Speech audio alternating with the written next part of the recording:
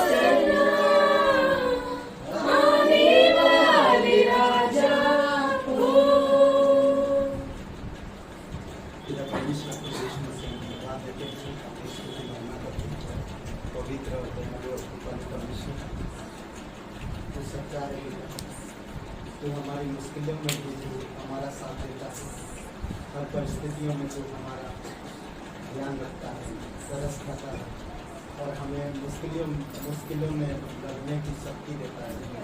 ये तेरा अनुग्रह है पिता, हमें निर्बलता में बल देता है, इसलिए प्रभु तेरी महिमा करते हैं।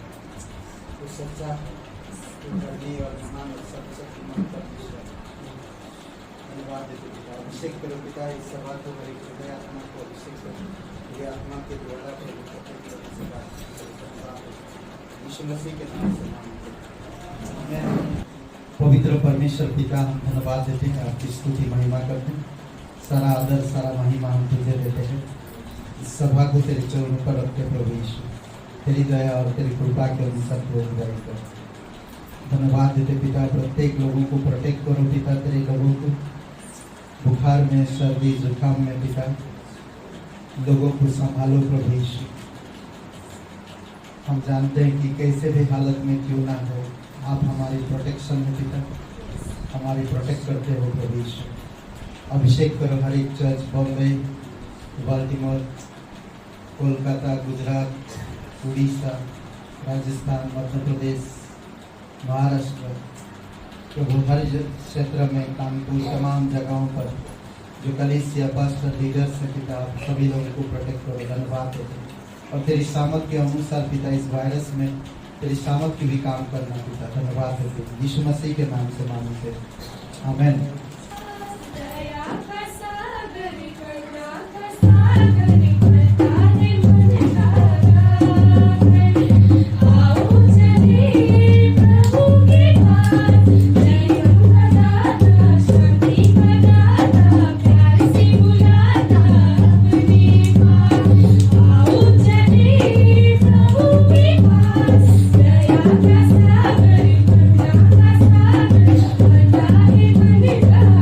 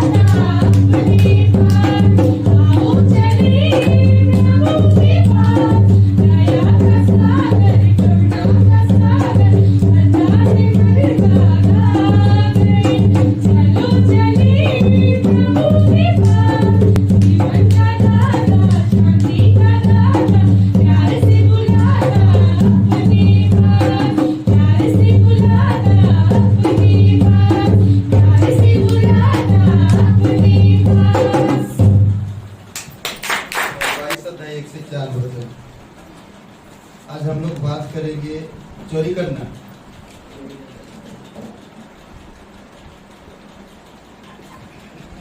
गहना पहन कर ठीक है, तू चोरी ना करना। ठीक है, स्टील STEAL स्टील का मतलब है चोरी करना।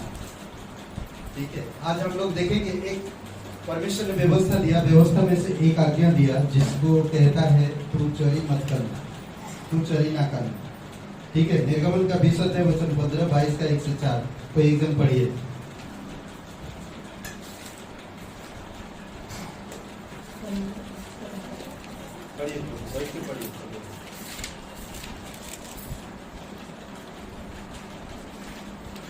तू चोरी ना करना।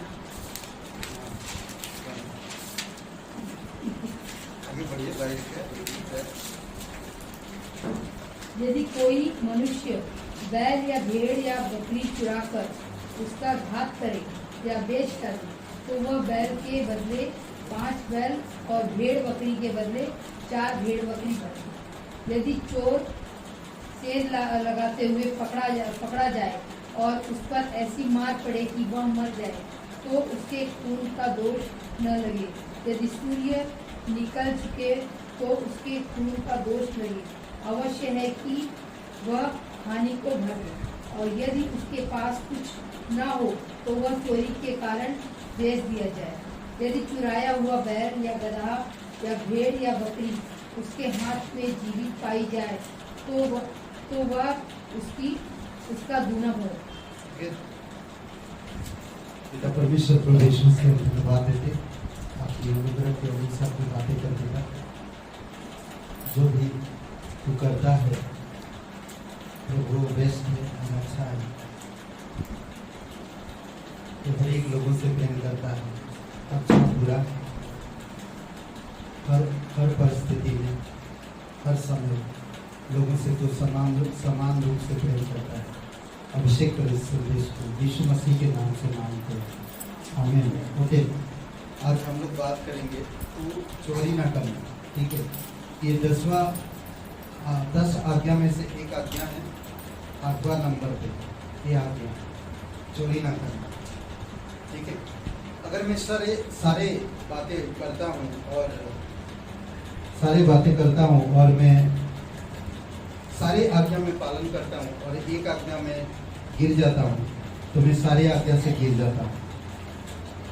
दूसरा एक सिंपल शब्द में कहा जाए तो चोरी करना। ठीक है, परमेश्वर कहता है तू चोरी मत करना। ओके, और ये 8वां आज्ञा है। हेलो, ठीक है, ये 8वां आज्ञा है जो हम लोग देख रहे हैं, और परमेश्वर की 10 आज्ञा में से 8वां आज्ञा है चोरी ना करना। आज अगर चोरी की अगर परिभाषा दिया जाए तो हम देख सकते हैं कि समाज भी जो चोरी करता है या चुराता है तो समाज भी उसके विरोध में है ना। समाज भी उसके विरोध में है, हर कोई उसके विरोध में होता है। चोर का कोई साथ नहीं देना चाहता, तो हमारे पवित्र परमेश्वर कैसे साथ दे सकता है ना। तो समाज अगर साथ नहीं देता है, समाज में भी अगर कोई चोरी करता तो उसको दंड भोगना जरूरी है ना। इसीलिए कुछ चीजें हम देखेंगे जो परमेश्वर ने ये आज्ञा क्यों दिया। लोग चोरी क्यों करते हैं ना? लोग चोरी क्यों करते हैं? क्या बोलते हैं? चोरी क्यों करते हैं? हाँ, सीरियस मत होइए, लोग चोरी क्यों करते हैं? हाँ?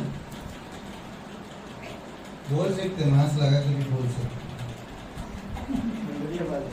नहीं, ऐसा थोड़ी है, कपड़ा है। लोग चोरी क्यों करते हैं? लालच में। ओके, और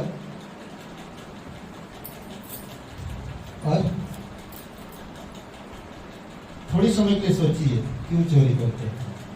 आपने चोरी भी पकड़ा होगा, आपने खुद किया होगा, बाप की जेब से मैंने किया है, पिताजी की जेब से। मुझे जरूरत है भाई पैसा चॉकलेट खाने का ना, मैं चुराया पैसे, 2 रुपये की जगह पे 5 रुपया चुरा दिया। कहीं ना कहीं हम लोग गिरे और किए भी ना। अच्छा सर, लालच करना अच्छा है। कभी भूख के समय या परिस्थिति ऐसा होती है चोरी करना पड़ता है ना, ऐसे समय में चोरी करना पड़ता है। देखते हैं जैसे जैसे आगे बढ़ेंगे थोड़ा हम लोग देखेंगे। मुझे अच्छा लगता है, चोरी इंसान को भी परमेश्वर प्यार करता है, चोरी करने वाला इंसान को भी परमेश्वर प्यार करता है। तो कितना अच्छा है ना। और हम देखेंगे कि उसका परिणाम क्या होता है आगे जैसे जैसे बढ़ेंगे। इसके कई कारण है, लोग चोरी क्यों करते हैं, इसके कई कारण है, परंतु हर एक चोरी में एक कॉमन होता है। कॉमन मतलब साधारण बात होती है कि चोर व्यवस्था के विरुद्ध उस वस्तु को चुरा के चुपके से ले लेता है ना, व्यवस्था के विरोध में जाकर काम करते हैं। वो व्यवस्था के अधीन में नहीं, व्यवस्था के विरुद्ध में जाकर काम करते हैं। हर एक चोर का एक कॉमन होता है। कॉमन मतलब साधारण तरीका जो होता है, वो व्यवस्था के विरुद्ध में जाते हैं। जो किसी दूसरे की होती है उसी सामान को वो चुरा लेते हैं व्यवस्था के विरोध में जाकर। कुछ लोगों के लिए चोरी करना ही उनका कार्य होता है और वे जानबूझकर डाका डालने और हिंसा करने के मार्ग पर आगे बढ़ सकते हैं। न्याय का किताब में अगर आप देखेंगे तो यहाँ पर एक व्यक्ति है, सेकंड के लोग पहाड़ की चोटी पर घात लगाए बैठे रहते हैं, वहां से आने जाने लोग चुरा सके। हमें पता है हमारी जो गांव की एक जंगल है, उस जंगल में सुबह सुबह या दोपहर के टाइम में नहीं जा सकते, खतरनाक जगह, चुरा ले। आज भी ऐसे उत्तर प्रदेश में ऐसे बहुत सी जगह पे मैं पहले सुना कि उन्नाव में दिन दहाड़े लूट लेते हैं। मैंने जब लखनऊ में पहली बार आया है तो मैंने सुना कि भाई बाइक और साइकिल गायब हो जाता है। बोले बाइक का इंजन खड़ा, इंजन में अंदर निकाल लेते और बाइक वैसे की वैसे खड़ा। मैंने ऐसा बहुत सुना है यहाँ पर आके। तो ये चोरी है, कुछ भी चुरा सकते हैं। ओके, वैसे लूका की किताब में भी हम देखते हैं 10वां अध्याय 25 से लेकर 37 वचन में, वहां पर यीशु दयालु सामरी के बारे में ना, जब वचन 30 में यीशु ने उत्तर दिया, एक मनुष्य यरूशलेम से एरिया को जा रहा था कि डाकुओं ने उसे घेर कर उसके कपड़े उतार लिए और मारा और पीट कर उसे अधमरा छोड़कर चले गए। ये दुनिया ना लूटपाट, ये दुनिया आज लूटपाट बहुत बड़ा हुआ। कई बार लोग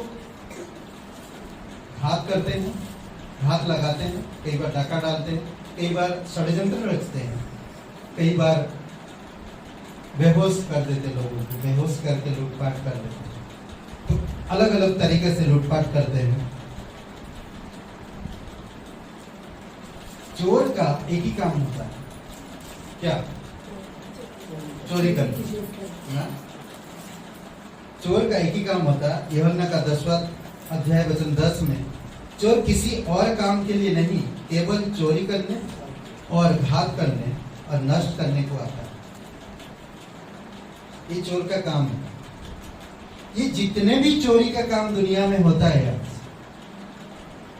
इसका षड्यंत्र, इसका हाथ, मुख्य हाथ शैतान का, समझ लें। तो इसीलिए अगर आप ऐसे सिचुएशन में हैं, यार 1.5 करोड़ है, उसमें से यार 10,000 निकाल ले, हमारा घर चल जाएगा। 10,000 निकाल ले तो क्या फर्क, चोर चोर है, चाहे वो एक हो चाहे वो 10 हो। समझ रहे हैं? कुछ लोगों के लिए चोरी करना उनके साधारण व्यवहार से विपरीत है। जो उनका जो व्यवहार है उसके विपरीत होता है, परंतु वे क्षणिक दुर्बलता के कारण परीक्षा में पढ़कर चोरी कर लेते हैं। परीक्षा में पढ़ते हैं ना, उनकी कुछ कमजोरियां हैं, उनकी कुछ कमजोरियां हैं। उनका व्यवहार चोरी का नहीं था, वो कुछ परिस्थितियों से घेर कर, कुछ उनके जीवन में परीक्षाएं आई, उसके कारण चोरी करने पर मजबूर हुए, नहीं तो चोरी नहीं करना था। ऐसे भी परिस्थिति लोगों के जीवन में आता है, पर जब ऐसे परिस्थितियां आता है या आपके जीवन में कुछ हालात या कमजोरी या कुछ ऐसे परीक्षा आई है, तो आपको सावधान रहना। यीशु की किताब में एक व्यक्ति है, जैसे आदेश ने कहा, लालच के वजह से भी हो सकता है चोरी करना ना।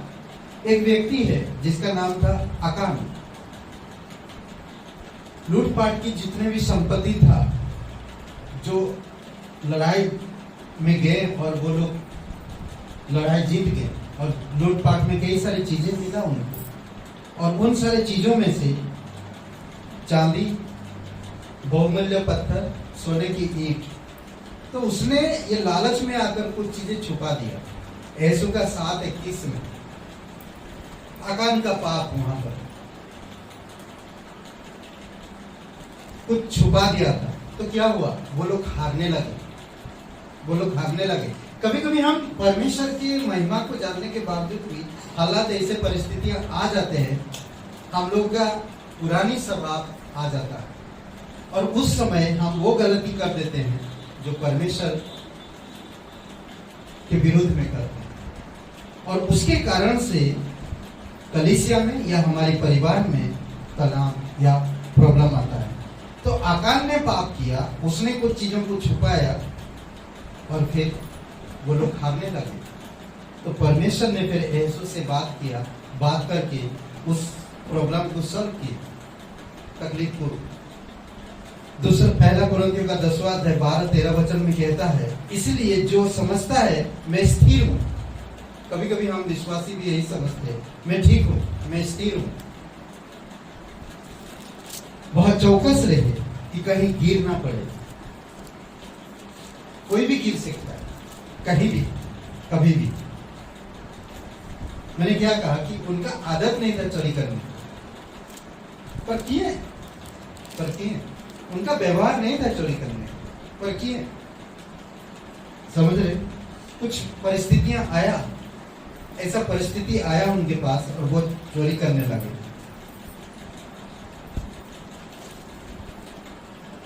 चोरी के मुख्य कारण लोभ और लालच है। मीका का 2 अध्याय वचन 2 में लोग खेत का लालच करते हैं और उन्हें छीन लेते हैं।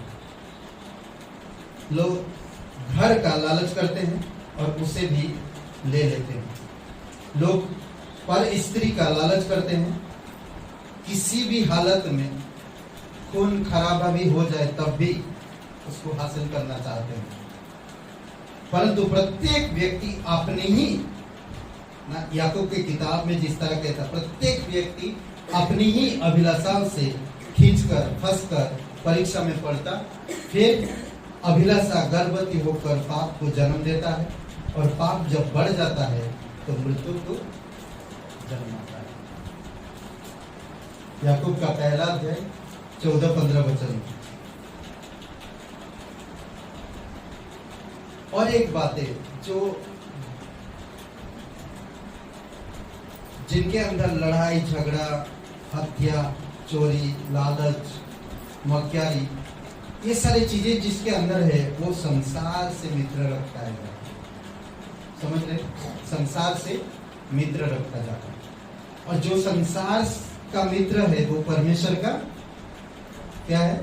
बैरी है ना। और संसार में जो प्यार ज्यादा रखते हैं वो ऐसे काम करेंगे। संसार को चलाने वाला कौन है? हमारा शत्रु है संसार। याकूब का 4 अध्याय 1 से 4। तुम में लड़ाई झगड़ा कहां से आ जाता है? तुम मांगते हो, तुम्हें मिलता नहीं। कई सारी बातें। ओके, कुछ लोग इसीलिए लालच करते हैं क्योंकि वे आवश्यकता से अत्यंत पीड़ित होते हैं। उनकी जो जरूरतें हैं बहुत पीड़ित हो जाते हैं। उन्हें किसी भी हाल में चाहिए ही चाहिए। वो मुझे जरूरत है, मैं किसी भी हाल में वो हासिल करना ही करना। तो वो चुराएंगे, तो षड्यंत्र रचेंगे, या तो कुछ गलत तरीके से हासिल करेंगे। समझ रहे हैं? नीति वचन 30 अध्याय 8 और 10, 8 से 9, 8-9 कोई पढ़ेंगे क्या? धोखा और झूठ दोनों को मुझसे दूर रख। यह एक प्रार्थना है, बहुत अच्छा एक प्रार्थना के विषय में कहता है कि मैं इतना भी धनवान ना हो जाऊं और इतना भी गरीब ना हो जाऊं। मेरे पास इतना भी ना हो जाए जिससे मैं तृप्त होकर तुझे ही भूल जाऊं। मैं इतना भी गरीब ना हो जाऊं जिससे मैं तुझे कोसते रहूं ना। पढ़िए कोई 8-9। व्यर्थ और झूठी बातें, दूसरी बात मुझसे दूर रख। मुझे ना तो निर्धन कर और ना धनी बना। प्रतिदिन की रोटी मुझे खिलाया कर। ऐसा ना हो कि जब मेरा पेट भर जाए तब मैं इनकार करके कहूँ कि यहोवा कौन है। वह अपना भाग खो कर चोरी करूँ और अपने परमेश्वर का नाम अनुचित रीति से लूं। ओके, इतना भी कम मत कर दे कि मैं चोरी करने लगा ना, इतना भी ज्यादा मत कर दे पेट भर जाता क्या होता है और कुछ नहीं, खराटे होता है और भूल जाते कौन दिया खाना मेरे भाई बच्चा आ जाए। नहीं समझ रहे? ढकार आता है, तब याद नहीं आता परमेश्वर का। समझ रहे? तो मुझे धोखा और झूठ दोनों को मुझसे दूर रखते। मेरा प्रतिदिन की भोजन मुझे दे। इतना भी मुझे धनवान मत बना, इतना भी मुझे निर्धन मत कर ना। मेरा पेट भरे तो मैं भूल जाऊं तुझे। अगर मैं बहुत कम हो जाए तो मैं चोरी करने लगूं, ऐसा ना हो। तो अच्छा प्रार्थना है जो यहाँ पर बताता। चोरी करने का कारण कोई भी क्यों ना हो, चोरी करना गलत है, कैसा भी क्यों ना हो। कौन सा भी कारण क्यों ना हो, तो चोरी करना गलत है। परंतु चोरी की गंभीरता अंतर हो सकता है। चोरी की जो गंभीरता होते हैं उसमें अंतर हो सकता है। अंतर मतलब अभी बहुत सारे समाज में लोग भूख लगा चोरी किया तो उसको ज्यादा अहमियत नहीं देते। समझ रहे? और कोई भूखा है और वो चोरी करता है तो उसको ज्यादा ये नहीं करते। ओके, भूखा व्यक्ति को भोजन की चोरी करता है, वह इतना बुरा नहीं मानते या नहीं समझते आज समाज के लोग ना, क्योंकि भूख लगा था चोरी किया, छोड़ो ठीक है ना। वह व्यक्ति जो व्यभिचार के लिए दूसरे की पत्नी को चुरा लेता है उसको लोग थोड़े भी लगा सकते हैं ना। नीति वचन का 6:30 से 35 पढ़िए। खूबसूरत वचन है, खूबसूरत वचन है ये। इसको समझाता है जो लोग ना। नीति वचन 6वां है 30 से 35। जो चोर भूख के मारे अपना पेट भरने के लिए चोरी करे उसको तो लोग तुच्छ नहीं जानते। ओके, उसको लोग तुच्छ नहीं जानते। जो भूख के मारे चोरी करता है तो लोग उसको तुच्छ नहीं समझेंगे। ठीक है, आगे। तुच्छ नहीं जानते, तुच्छ मतलब उसको बुरा नहीं मानते। कितना मांगोगे? तो भूख लगा तो चोरी मत करो, चोरी चोरी होता है, आगे आगे मिलेगा। पढ़ो। तो अभी यदि वह पकड़ा जाए तो उसको 7 गुना भर देना पड़ेगा। हो गया। अगर भूख लगा और मैं चोरी किया, मैं पकड़ा नहीं गया तो ठीक है, अगर मैं पकड़ा गया तो 7 गुना भर। वरन अपने घर का सारा धन देना पड़ेगा। परंतु जो परस्त्री गमन करता है वह निरा निबुद्ध है, जो अपने प्राणों को नष्ट करना चाहता है। नाश करना चाहता है, वह ऐसा करता है। उसको घायल और अपमानित होना पड़ेगा और उसकी नामधराई कभी ना मिटेगी, क्योंकि जलन में पुरुष बहुत ही क्रोधित हो जाता है और पलटा लेने के दिन वह कुछ कोमलता नहीं दिखाता। वह घूस पर दृष्टि ना करेगा और चाहे तू उसको बहुत कुछ दे तो भी वह ना मानेगा। ओके, तो यहाँ पर दूध अंतर बताता है कि कुछ चोरी है जो साधारण भरना पड़ता है और कुछ है जो जीवन भर अपमानित और नामधरा ही होना पड़ता है, जीवन भर। समझ रहे? इसीलिए हमें सावधान रहना। जो लोग चोरी करते हैं वे सरलता से सम्मानित व्यक्ति बन सकते हैं। जो लोग चोरी करते हैं, डाका डालते हैं, बहुत जल्दी वो सम्मानित व्यक्ति, नामचीन व्यक्ति बन जाते हैं। आज देखिए दाऊद इब्राहिम कितने नामचीन व्यक्ति है, हाँ? पर 1 नंबर का चोर है। बहुत सारे ऐसे लोग हैं, बड़े बड़े नाम हैं उनके, पर असल में वो चोरी किए, डाका डाले हैं, लूटपाट किए हैं, मर्डर है, और ऐसे लोग बहुत नाम है। समझ रहे? वे अपने छल व कपट से सरकार को ठग सकते हैं, अपने प्रतियोगियों को से जीत सकते हैं, और अपनी जो जिस मोहल्ले में रहते हैं वहाँ के लोगों को वो लोग क्या बोलते कि जो कमजोर है ऐसे लोगों पर ढाबा खोलते हैं ना, ऐसे लोगों पर शोषण करते हैं। परंतु इन मामलों में बेईमानी भी चोरी का एक रूप है। ये बहुत सारे ऐसे अपने साथियों को अगर कोई थोड़ा उसके प्रति आवाज किया, खत्म, उसका धन लूट लो, उसको खत्म कर दो ना। उनकी सहयोगियों, उनकी जो रिश्ते में लोग हैं, जो लोग आश्रयहीन है ना, जो लोग लड़ नहीं सकते, जो लोग उनके प्रति आवाज नहीं उठा सकते, ऐसे लोगों को वो लोग लूटते हैं। आहाब राजा, ये दूसरा राजा का पहला राजा का 21 अध्याय में आपको मिल सकता है। उसने छल से खेत ले लिया, छल से।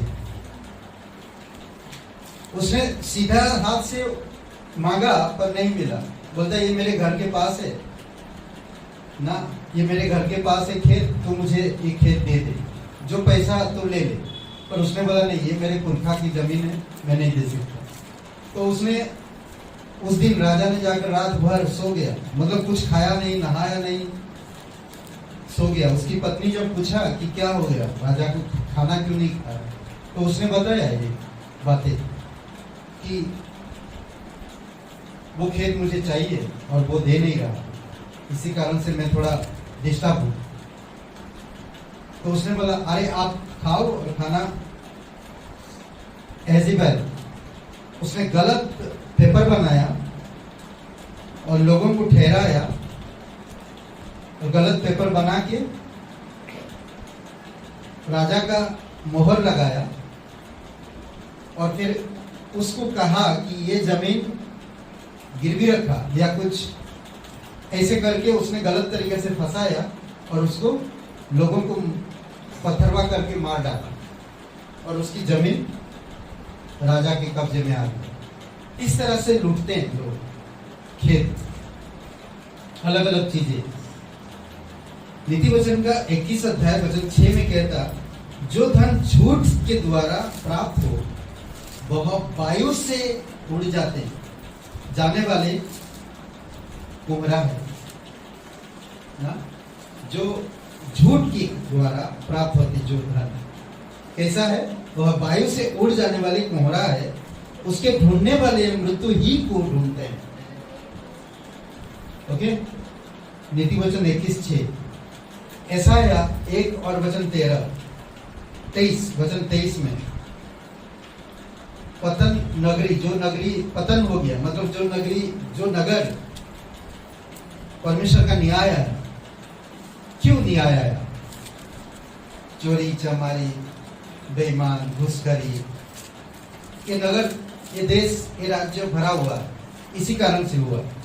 यशायाह का 1 अध्याय वचन 23 में, तेरे हाकिम हठीले और चोरों से मिले ना, चोरों से मिले हैं। आज एक देश दिख रहा है, कई सारे ऐसे देश है ना, चोरों से मिले हुए हैं, बेईमानी से मिले हुए, तो उनको हर चीज का अकाल पड़ता है, उनको प्रॉब्लम होता है, उस देश में, उस राज्य में प्रॉब्लम होता है। और कहता कि वे सब के सब घूस खाने वाले और भेंट के लालची हैं। वे अनाथों का न्याय नहीं करते और ना विधवा का मुकदमा अपने पास आने देते हैं, नहीं लड़ते। मीका का 6वां अध्याय 10 से 13 में, उनके पापों के अनुसार दंड उनको परमेश्वर तैयार करता है। जैसे जैसे वैसे पाप करते हैं, वैसे परमेश्वर का भी दंड उन पर आता है। यूहन्ना 12 और वचन 4 से 6, यहूदा को यीशु मसीह ने चोर कहा ना, यहूदा को, और वाकई में वो चोर था। वहां पर देखेंगे कि एक स्त्री आती है और इत्र की एक बोतल तोड़ देती है। जब तोड़ देती है तो यहूदा बोलता, अरे गरीबों को दे देना चाहिए था, इतना कीमती इत्र तोड़ दिया ना। तब वचन 4 में कहता, यहूदा एक चोर था, उसको कंगालों की कोई चिंता नहीं था, पर लोगों के लिए दिखावा कर रहा ना, लोगों के सामने बोलते ना, कभी कभी बड़ा दयालुपन शब्द इस्तेमाल करते हैं, पर अंदर से उसको लालच था कि तूने ये कीमती इत्र क्यों तोड़ दिया, मुझे दे देता तो अच्छा होता। वो ऐसा बता रहा कि गरीबों को दे देते तो कम से कम उनका ना रोज की रोटी चल जाती, ऐसा वो कह रहा था। पर वचन 4 में 4:6 में कहता है कि यीशु मसीह उसको एक चोर कहा, और वो था भी, और उसी को अकाउंट संभालने के लिए दिया गया, और उसी अकाउंट से वो निकाल भी लेता था पैसे। एक चोर था, समझ रहे? तो ये कुछ चीजें जो लोगों की आदत नहीं था, पर आदत वो लोग डाले। रोमियो का 13 अध्याय 6-7 वचन में कहता है कि इसलिए कर भी दो, कर टैक्स भी दो, क्योंकि शासन करने वाले परमेश्वर के सेवक हैं। जितने भी आज देश में, राज्य में शासन कर रहे हैं, वो परमेश्वर के सेवक हैं, भले इनडायरेक्टली, पर परमेश्वर उनको ठहरा है। आप उसके अधीन में हो तो आप उनको टैक्स देना होगा, तो ये जरूरी है, समझ रहे? सदा उसी के काम में लगे रहते हैं। जो आज जैसे कि कानून व्यवस्था को बनाए रखना ये देश के हित में है, मंत्रियों के हित में, अधिकारी कर्मचारियों के हित में, शासन कर रहे जो लोग ना, उनके ऊपर है। भले वो कैसा है, मुझे उससे कोई मतलब नहीं, वो चोरी कर रहा, वो घूस ले रहा, वो कैसा है उससे मुझे कोई मतलब नहीं। मेरा परमेश्वर उसको ठहराया, वो न्याय करेगा। मेरा जो कर्तव्य है मुझे करना। इसीलिए कहता है वचन, इसीलिए हर एक का हक चुकाया करो। जिसे कर चाहिए उसे कर दो, जिसे महसूल चाहिए उसे महसूल दो, जिसे डरना चाहिए उससे डरो, जिसका आदर करना चाहिए उसका आदर करो।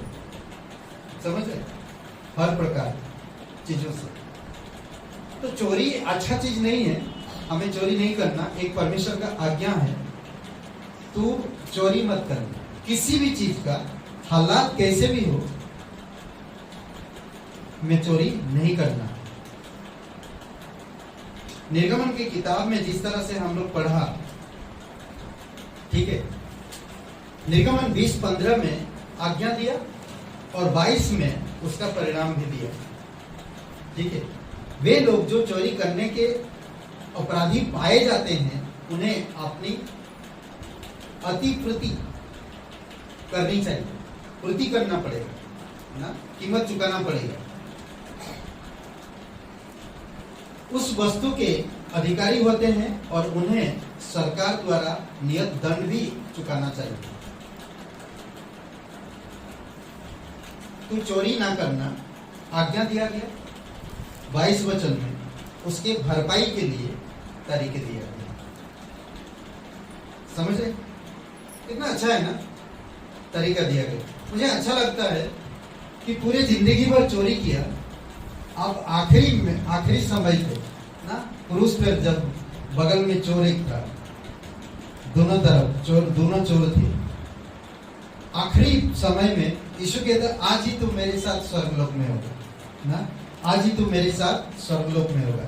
यदि कोई चोर बात में मन परिवर्तन करके मसीह बन जाता, तो उसे केवल उसी से संतुष्ट नहीं हो जाना चाहिए कि अगर मैं चोरी कर रहा था और अब मैं यीशु पर विश्वास करता हूं, तो मैं अब वो छोड़ दिया। मैं सिर्फ उतने में संतुष्ट नहीं होना चाहिए, मुझे परमेश्वर का जीवन को भी दिखाना चाहिए ना। अगर मैं परमेश्वर की जीवन की तरह नहीं जी रहा हूं, तो मैं बहुत जल्दी फिर से चोरी करने लगूंगा। समझ रहे? तो वो चोर शायद दोबारा भी चोरी करता, परंतु उस समय उसका मृत्यु हो गई और वो स्वर्ग में चला गया। कितना अच्छा उसका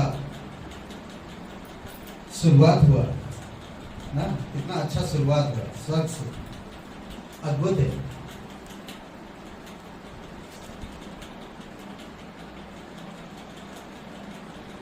अगर मैं मसीह हूं, तो अपना पिछला जीवन सुधार लिया है और अब उसे जीवन निर्वाह के लिए सच्चाई से कमाने का निर्णय ले लिया। सच्चाई के साथ जीने का मैं निर्णय ले लिया। अब मैं चोरी नहीं करता, बल्कि मैं परमेश्वर में लोगों को चुराता हूं, आत्माओं को चुराता हूं।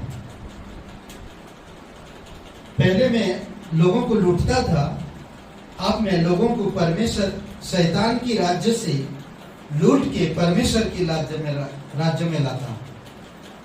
समझ रहे? पहले मैं क्या बोलते कि डाका डालेंगे, क्या बोलते हैं,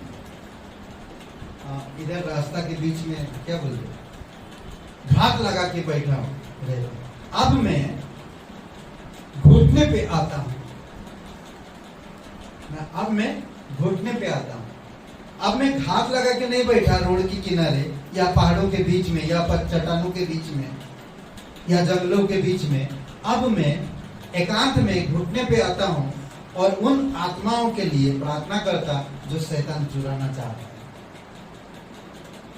अच्छा ना? कितना पहले मेरा जीवन ऐसा था, लूटपाट का।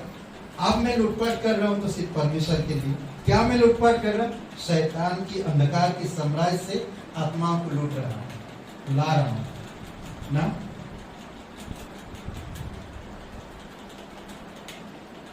उससे आवश्यक है कि गरीबों की सहायता के लिए उदारता से दान देने का अतिरिक्त उद्देश्य निर्धारित करना चाहिए।